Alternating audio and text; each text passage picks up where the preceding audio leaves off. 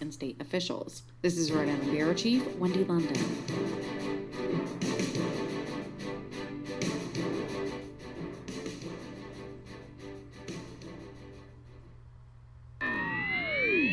Managing Director of Paragon Trust Company and tax and private client practitioner, joins us to bring a common sense approach to money in a world of total insanity.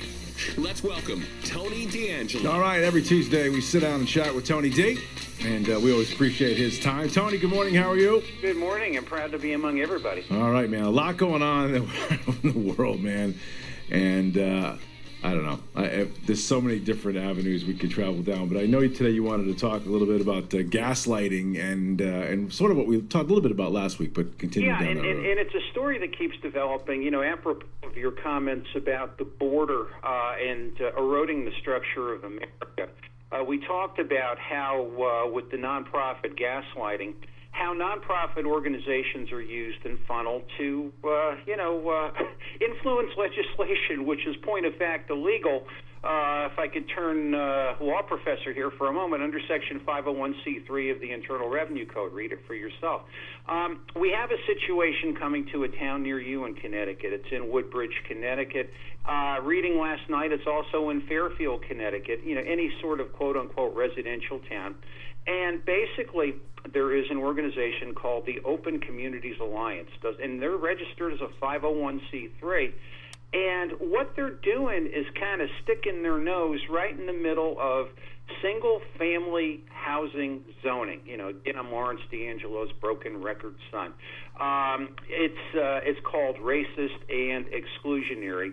It's a whole thing of we've got to open our minds to the fact that you've had all these advantages, Mr. Homeowner, paying your mortgage and your taxes and, you know, busting your back and cleaning up the house and all this other kind of stuff. But this all has to end. The first fundamental point of this, Lee Elci, is that this situation is much more global and bigger and larger than your Connecticut legislature, your Connecticut media, what you may hear and see. Much, much greater than that. It is absolutely pervasive, and we're going to get into that a little bit. This morning I'm going to tell you what it is, and I'm going to tell you, if time permits, how it's funded. If not, we'll look at that next week. But let's talk about what it is. Remember this lesson of 9/11, and we kept hearing it, which is that wars are fought with money. Okay, so you want to attack money if you are leftist, if you are Marxist, if you are, I don't like anything, I want to revise history. And who is against you? Who does not want to see this happen? And what is their most valuable asset? Ask yourself that question. What it is that it's their home. It's a suburban home. Okay. And it's because of the fact that most people historically who are homeowners are conservative. They might be conservative Democrat, they might be black, they might be Asian, but they believe in hard work paying off the mortgage and that sort of thing. So if you disturb that, if you upset that, if you disrupt that, to use the modern day term, right. You have in effect, quote unquote, it's an act of terrorism because you've cut off their supply, you've devalued their asset, to the point where if you do it enough, the suburb, then, the inner ring suburb or the bedroom community then becomes the city. And then you kind of homogenize that, and everything kind of blows over in one piece. Now, if you recall, Ben Carson, when he was the Secretary of HUD, he had overturned President Obama's affirmatively furthering fair housing program. And now, Joe Biden put all of that back. We're back to really under the Joe Biden thing, which, again, this is much bigger than some quote-unquote little fox nonprofit guilting out people in Woodbridge.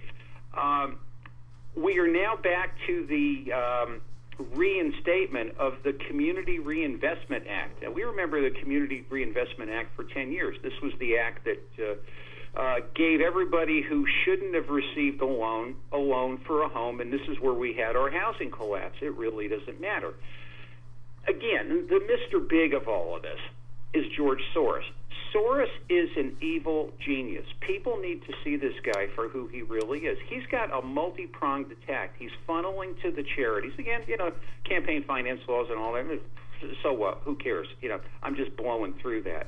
A lot more moving parts to that piece. But he is funding.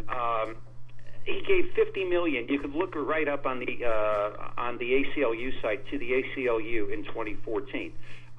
Just as one. He's also endowing higher education. In 2020, January actually, a year ago, he gave $1 billion to colleges because he needs bright people to go and make these challenges all over. The challenges are happening. It's not just Woodbridge, Connecticut, media and legislature. Look it up. Minnesota, San Francisco, Seattle, St. Louis, D.C., Virginia, Los Angeles, Orange County, California. And basically what this all comes down to is that if you, quote-unquote, dilute private property ownership, you could have public property ownership. You can have land leases, and you can have utopian communities. If you don't believe me, I'd like you to look at two things. There's an anthropologist, Stanley Kurtz, writing in the National Review with a wonderful article about this. And also look at Cory Booker, who really proposes all the time, if there is a community, a bedroom community that won't buy into this mess, we're going to cut off their federal funding. Here you go. Oh, the last part, let me just say this. Remember that couple, the McCloskeys in St. Louis, right? Who came out with who were they prosecuted by? They're prosecuted by a DA by the name of Kim Gardner. Who funded her? George Soros. My last thought. People want to make this thing racist and guilt and all that. Race has nothing to do with it. If every single homeowner, every single one of these inner ring communities was black, made no difference. It's not the fact of colors. That's the greatest red herring since the Edsel. It's absolutely, positively unbelievable. All right, the guy who's working at EB listening to us right now, Tony, who's got 7 years left to pay off his mortgage. Exactly. How does this affect him? Well, put it this way: he's got plans. He wants to sell his house. He might want to give his grandchildren a gift for college. He might, want to. Go somewhere, buy a boat, knock around a little bit. But if you take away his main asset, if you take away, what is there for him and destroy his net worth, it affects him greatly. Right. So in more simpler terms for folks out there, I don't mean that in a negative way. I understand. But so he wants to buy that boat. What has to happen? Like you had just explained it, but what happens to him? In other words, by doing what they're doing, the net worth of his home, which is supposed to be $350,000, becomes $175 because that's sort of what everybody wants. Is that what you're saying? Well, yeah, and what you do is that you homogenize everything to the point where property, if you do it enough, property becomes worthless. And that if you are if you are a person that believes in work and work ethic and jobs and industry, you destroy net worth, capital. You can't borrow, you can't start a business, and we have more government economics, and on we go. All right, Tony D joins us every Tuesday. Always fascinating. This conversation, we had something similar to this a while back, and I think a lot of people's antenna went up when you got into this, because this was part of the manifesto, correct? Well, exactly. What they're doing is they're actually playing the manifesto, and it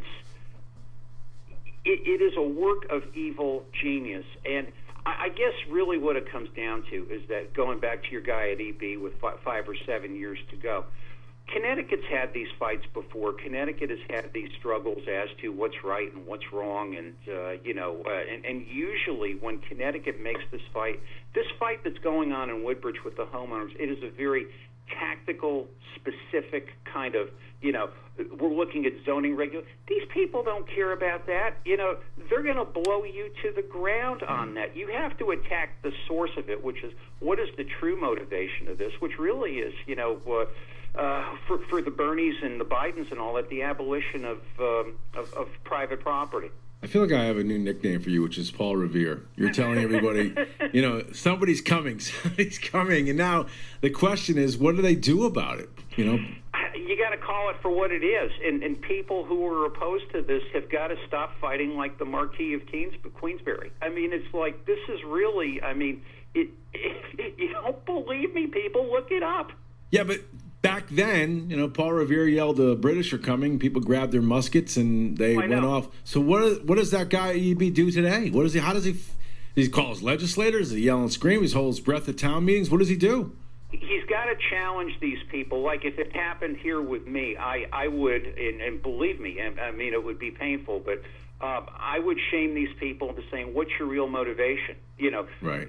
You're telling me I'm this horrible person, but who's funding you? Does it really matter what color I am? I mean, this is really, I mean, we don't do this in Connecticut. That's not who we are, but unfortunately, they already know that, and they're bringing the fight to a point where we can't defend it. It is, if it's Fairfield today, if it's Woodbridge, what is it tomorrow? Is it Guilford? Is it? You tell me. Yeah, I wanted to ask you one other question before we run out of time. Something different. There's a couple of new polls out having to do with Governor Lamont's, and you're no necessary friend of Lamont. You've made that clear. 70-some-odd% approve of the way he's handled COVID. 56 and change or 55 and change overall approval rating. Thoughts on that? Yeah, Sacred Heart University, my alma mater. I mean, you're playing in a friendly park. Yeah. And it's basically, honestly, truthfully, in the state, it's really 50-50. It's those that are being benefited by this, and the other 50s those that aren't. But that's my view. Yeah. It is non-objective, but there's half the state loves what he does because they're benefiting by the fact that the other 50% who are owning the homes and paying the taxes are bankrolling. Well, that isn't that the reason why we have the same old in the state of Connecticut, or in general, everywhere. If you're not promising people stuff, you're not winning. Well, that's just it. And it's like pity the politician that comes out and says, "I'm against free money." It's now that you've done this, you've made it to where it's not going to be easy for anybody to actually do things. I mean, why don't we have a lower tax rate? Why don't we have, quote unquote, small business benefit in the state? Because it does not benefit the powers that be. It doesn't fortify that. Tony, always an honor. Great stuff as always. I appreciate it, and I'll talk to you again next week, sir. Everyone. All right, pal.